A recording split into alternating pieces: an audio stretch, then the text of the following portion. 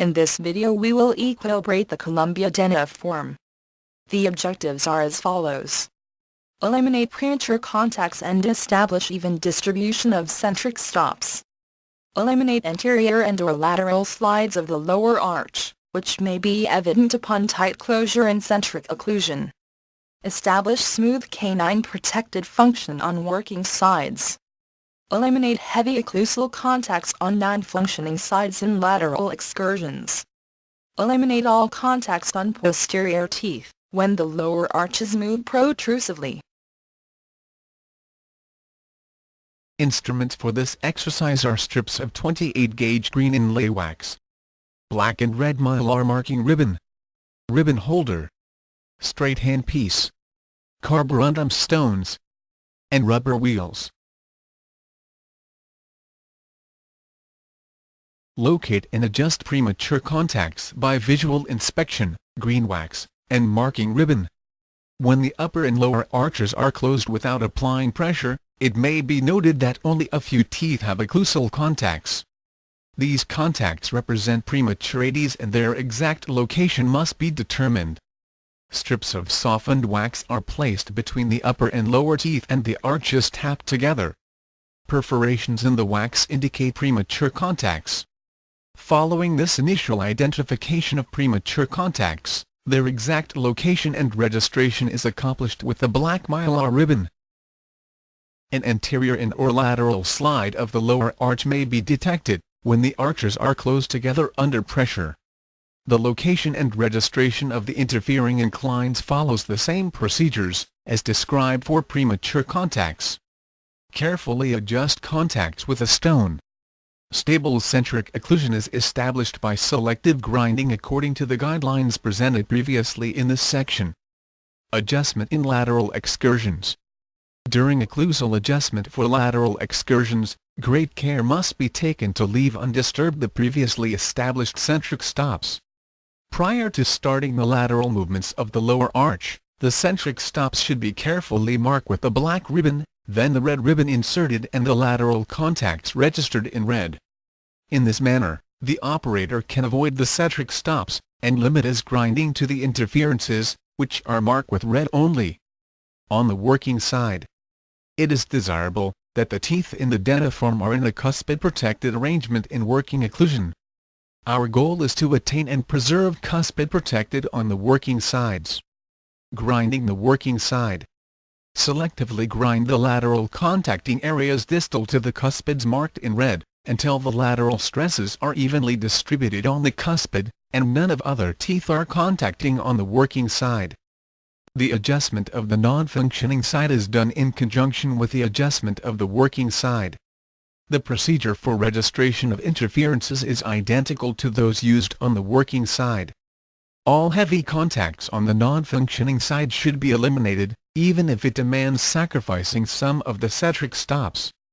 The adjustment of protrusive is similar. Register the centric stops with the black ribbon, then insert the red ribbon and slide the lower arch forward, to edge relationship.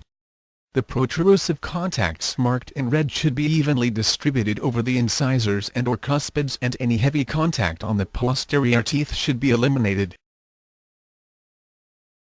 Following the establishment of stable centric occlusion, smooth movements in lateral and protrusive excursions, and elimination of heavy contacts on the non-functioning sides, the incisal edges and cusps may have to be reshaped to gain optimum aesthetics and functional efficiency.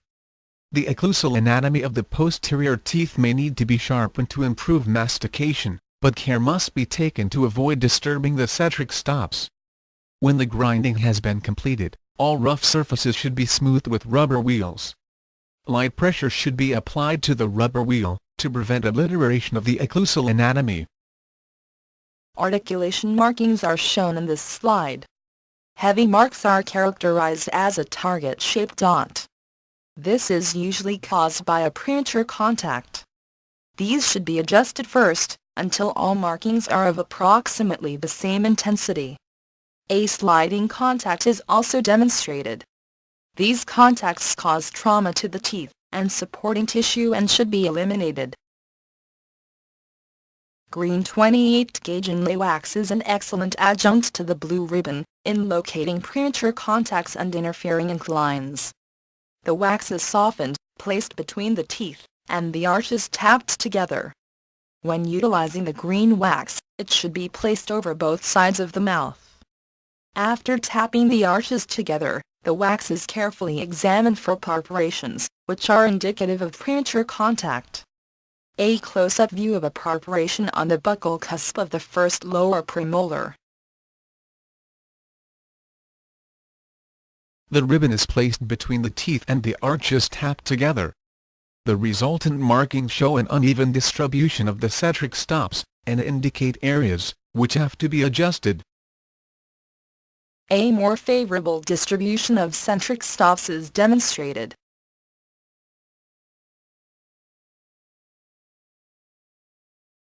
Visual examination of the dentoform, when the arches are closed and centric, and under heavy pressure, shows an exaggerated lateral shift of the mandible. This shift or lateral slide upon tight closure indicates some interference, which has to be located and eliminated.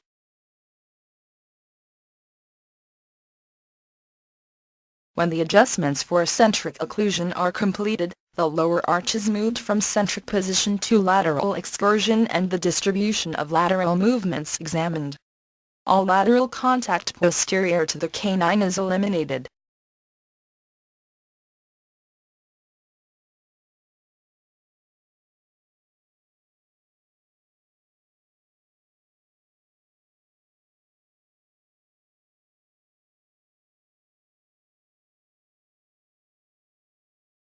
The non-working side is examined for contact.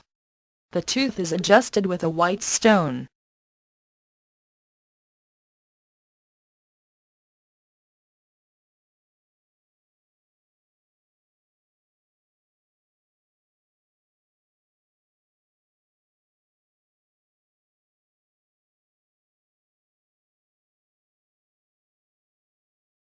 Next, the model is examined for posterior protrusive contacts.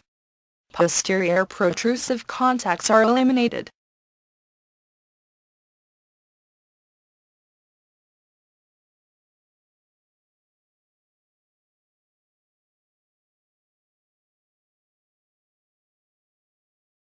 Contact on the anterior teeth is adjusted on the lingual of the upper teeth. The may be repeated until contacts are equally distributed.